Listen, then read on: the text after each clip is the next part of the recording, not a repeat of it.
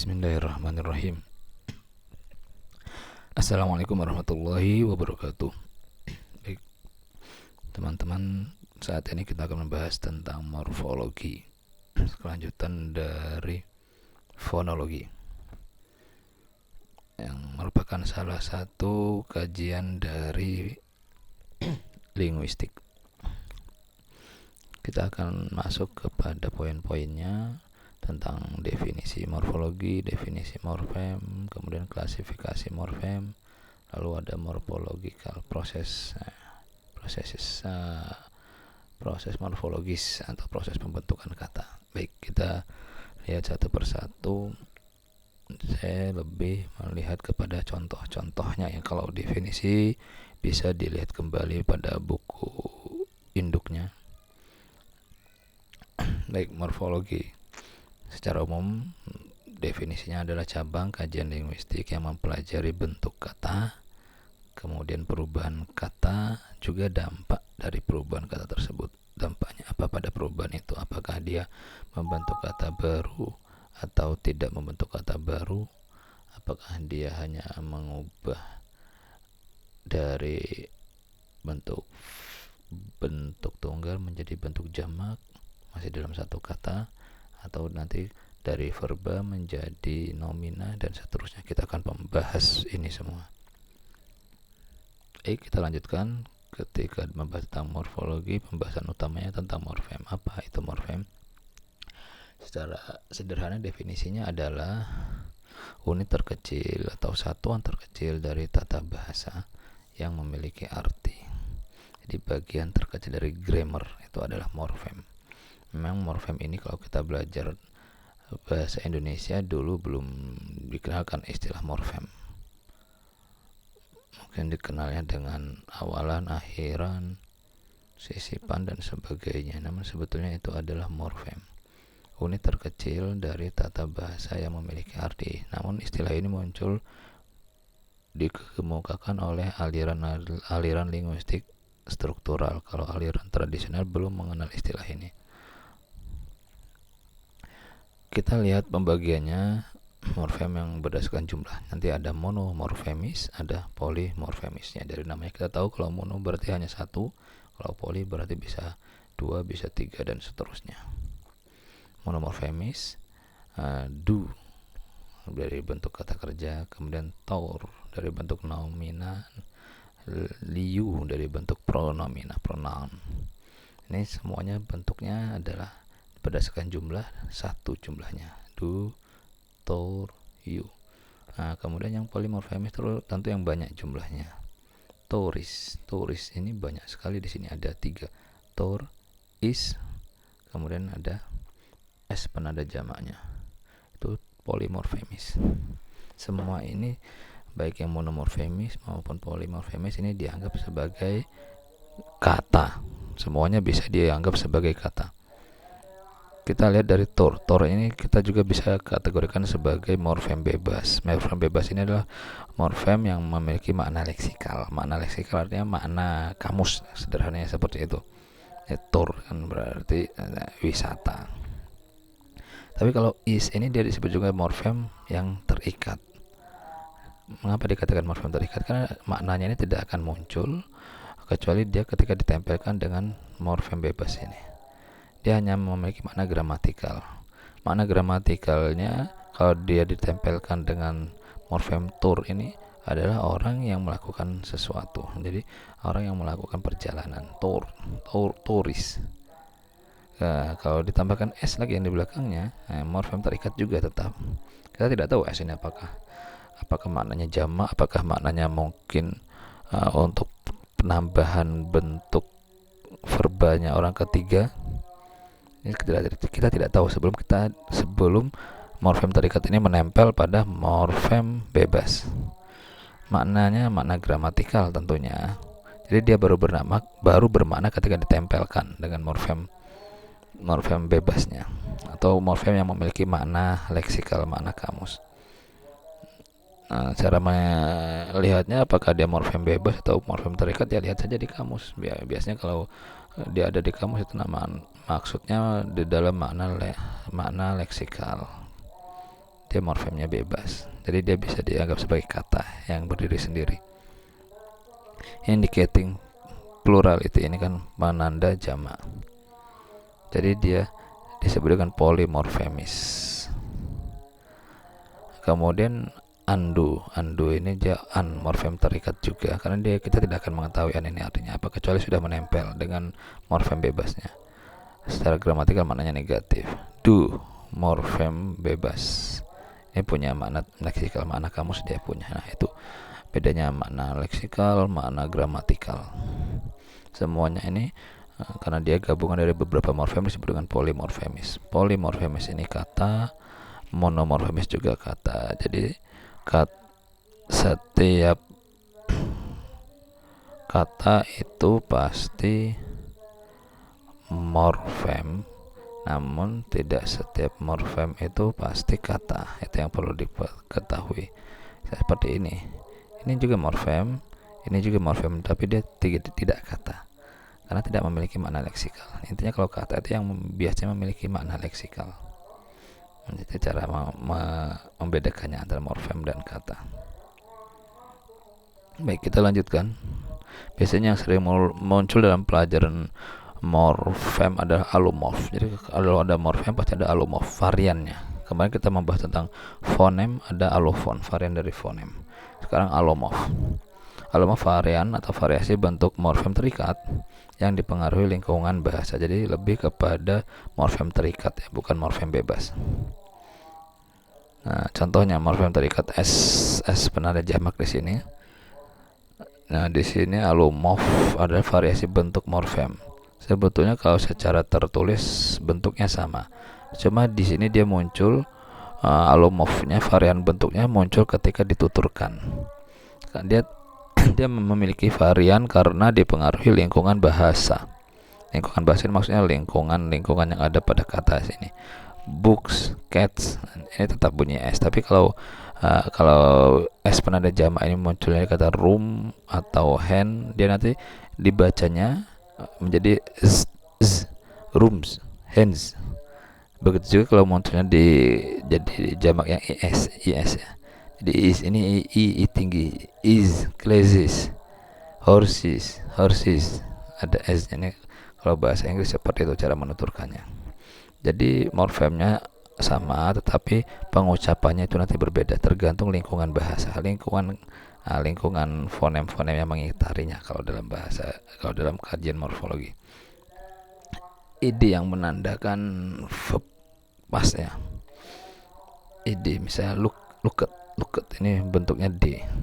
Kalau yang wanted ada tambahan i dan d. I tinggi, wanted.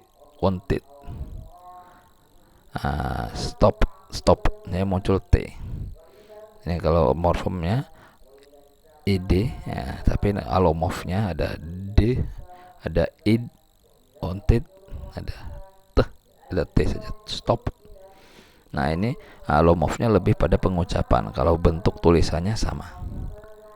Karena kalau bahasa Inggris itu antara pengucapan dengan tulisan biasanya berbeda. Tetapi karena bahasa itu adalah yang diutamakan bahasa lisan, jadi ini juga masuk dalam alomorf. Meskipun morfemnya sama, tulisannya sama, tapi karena pengucapan berbeda, dia masuk dalam alomorf, variasi bentuk morfem terikat yang dipengaruhi lingkungan bahasa. Namun ada juga dalam bahasa Inggris alomorf itu tidak hanya dalam ucapan, namun juga dalam tulisan, dalam ortografisnya. Sama dengan bahasa Indonesia, kalau di buku itu ada me, bisa mem, bisa meng, bisa men, membakar, menyapu, ada menggambar, bisa meng. Itu juga dalam tulisan, karena kalau dalam bahasa Indonesia tulisan dan ucapan itu sama. Kalau dalam bahasa Inggris tulisan dan ucapan ada kalanya berbeda, dan biasanya banyak berbedanya. Seperti ini contohnya, ini kalau tulisannya sama, ini sama semua s, tapi kalau pengucapannya berbeda, sehingga ini juga masuk dalam kajian alomorf. Kalau yang pengucapannya berbeda dan tulisannya juga berbeda, misalnya pada in yang biasanya menandakan negatif ya. In ini bisa memiliki alomorf, ini morfem in bisa memiliki alomorf, ini makanya saya tandakan saya tandai kurung kurawal begini untuk menandakan bahwa dia morfem juga, alomorf, ill, karena dia bertemu l jadi illegal, illogical, asalnya in. Kalau kemudian ketemu dengan p, ketemu up, dia menjadi im, bukan in perfect tapi im. Ini karena dia dipengaruhi lingkungan bahasa atau lingkungan fonem-fonem sekitarnya ini. Atau kalau dia dipengaruhi oleh r atau r ya, r sama, jadi bukan irregular tapi irregular, irrasional, seperti itu. Baik, selanjutnya pembagian morfemnya tadi. Kalau berdasarkan antara bebas dan terikat, yang free morfem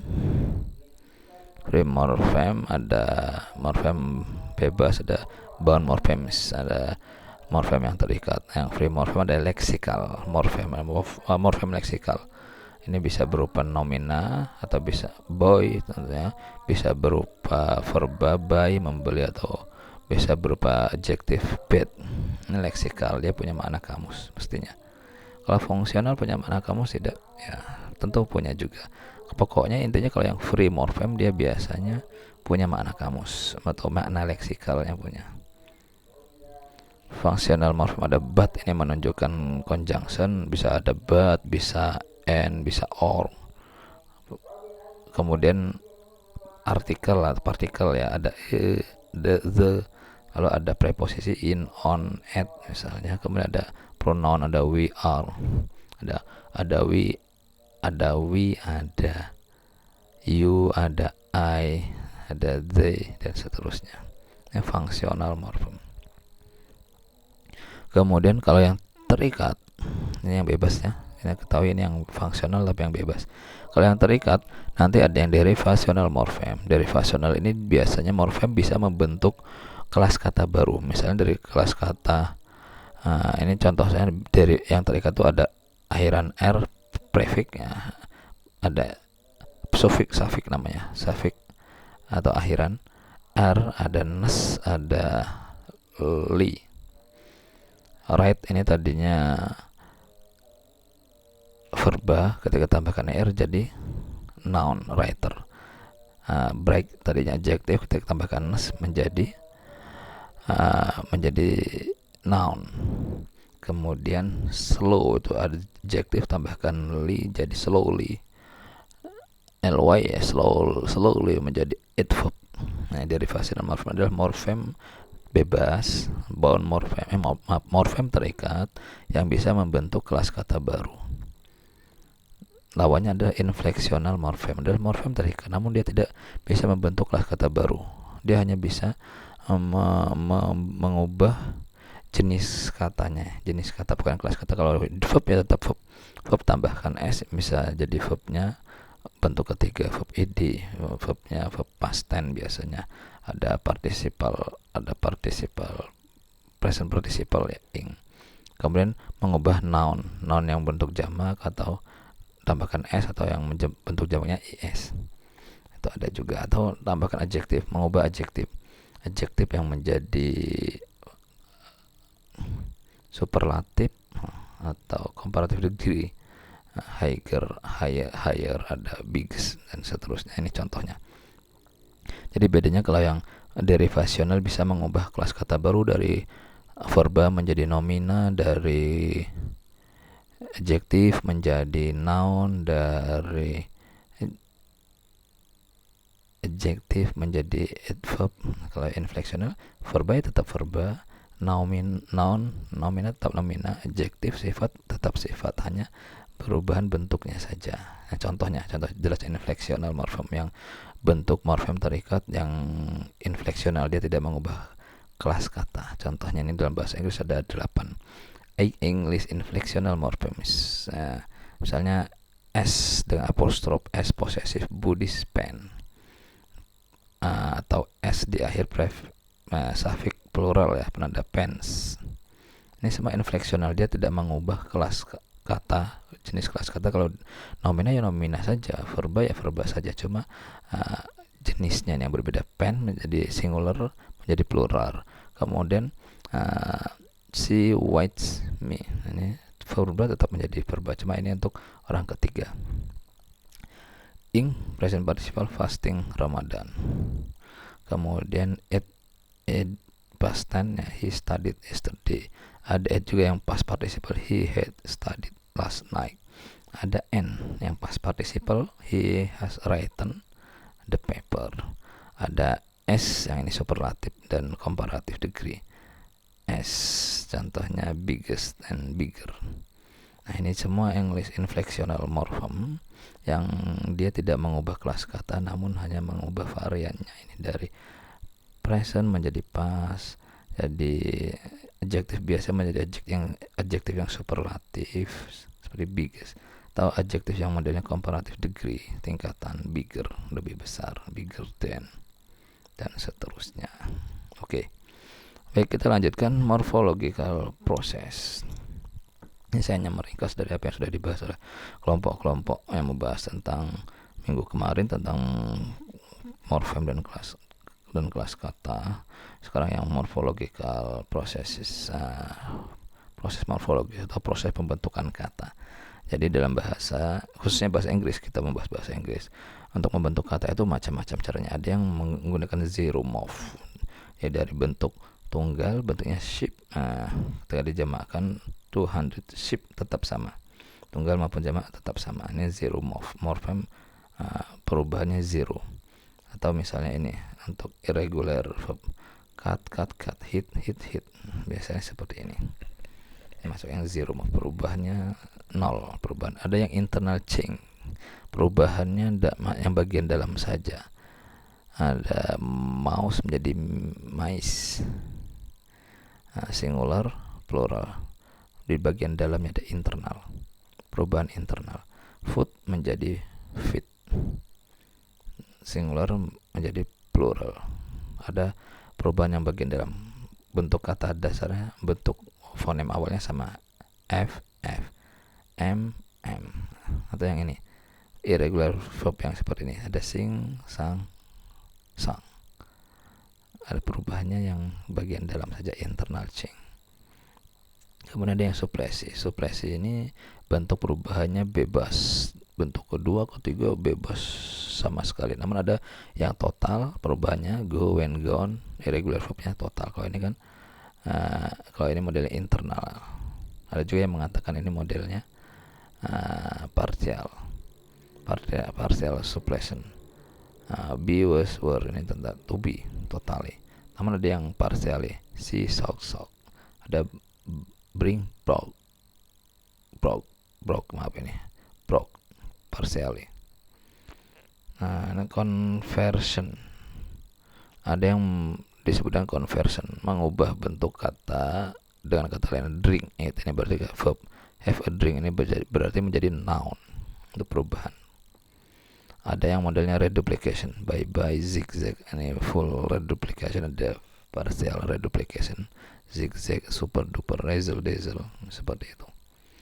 Ada yang perubahan katanya compound, dari kata frasa nomina menjadi compound. Biasanya kalau dalam bahasa Inggris ini yang dia masuk ke dalam morfem suprasegmental.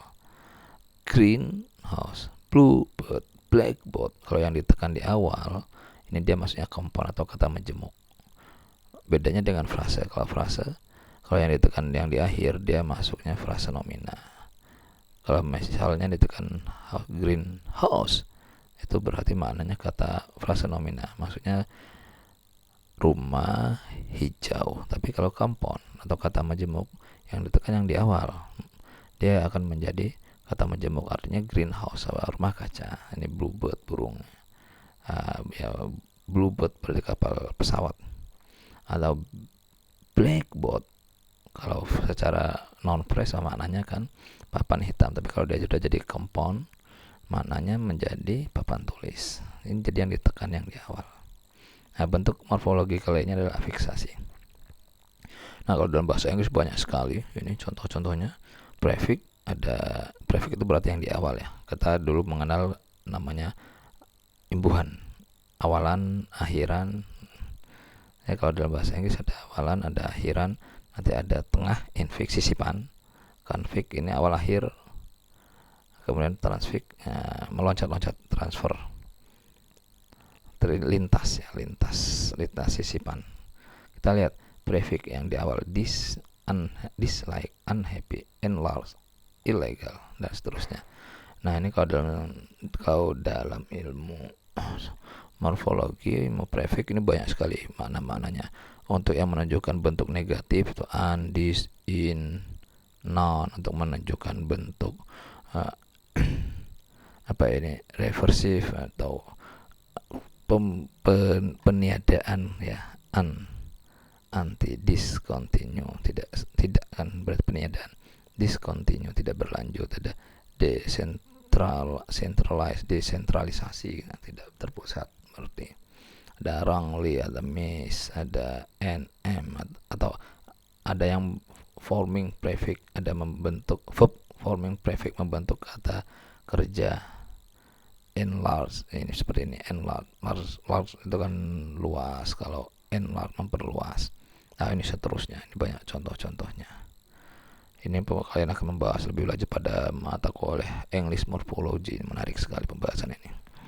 Kalau yang suffix yang akhiran, agreement, happily, dangerous. Nih, akhiran-akhiran itu bisa memiliki makna baru, main, noun, forming suffix. Jadi ya, suffix yang membentuk nomina, seperti contohnya agree ini kan verb, ketika diakhirkan diberi suffix man menjadi noun, agreement. Kemudian apalagi all, and, sure, sion, mission, position, dan seterusnya. Ini banyak sekali. Agent, noun, forming suffix. Agentnya misalnya ya berarti pelaku misalnya sing, menyanyi, singer menjadi penyanyi, dan seterusnya. Forming suffix as, contohnya di sini ada adverb forming ini slow jadi slowly, ini centralize, central jadi centralize. Ada adjective forming suffix, membentuk suffix yang membentuk adjective. Itu contoh-contohnya banyak ya, tinggal nanti mencari contohnya. Kemudian infix, kalau infix ini sisipan, biasanya kalau dalam bahasa Inggris jarang sekali. Kalau bahasa Indonesia jari menjadi jemari, gigi menjadi gerigi, itu infix istilahnya. Kalau bahasa Indonesia, bahasa Inggris ada satu contoh, unexpected believable. Biasanya mereka menggunakan unexpected livable, seperti ini, tapi jarang sekali digunakan. Kalau yang konflik ya awalan dan akhiran. Forgettable jadi unforgettable, forget jadi unforgettable. Kalau transfix ini lintas, melintasi. Kataba, kitabun bisa katibun, bisa kutabun, bisa yaktubu, dan bentuk kata dasar kataba. Nah, ini model afiksasi, cara pembentukan kata dalam bahasa Inggris atau proses morfologi, salah satunya dengan afiksasi. Atau juga proses morfologi atau proses pembentukan kata juga salah satunya dengan penekanan stres. Ini masuk yang suprasegmental morfem. Kalau ditekan di awal, reject, progress, produce, itu berarti dia masuknya noun, inisial, stres di awal, stres pada inisialnya artinya silabel yang awal. Tapi kalau final stress, tekanan pada silabel akhir, reject, progress, contract, ini contract maksudnya verb, produce, refuse maksudnya verb. Nah, itu jenis-jenis proses pembentukan kata. Demikian, kurang lebihnya mohon maaf. Wassalamualaikum warahmatullahi wabarakatuh.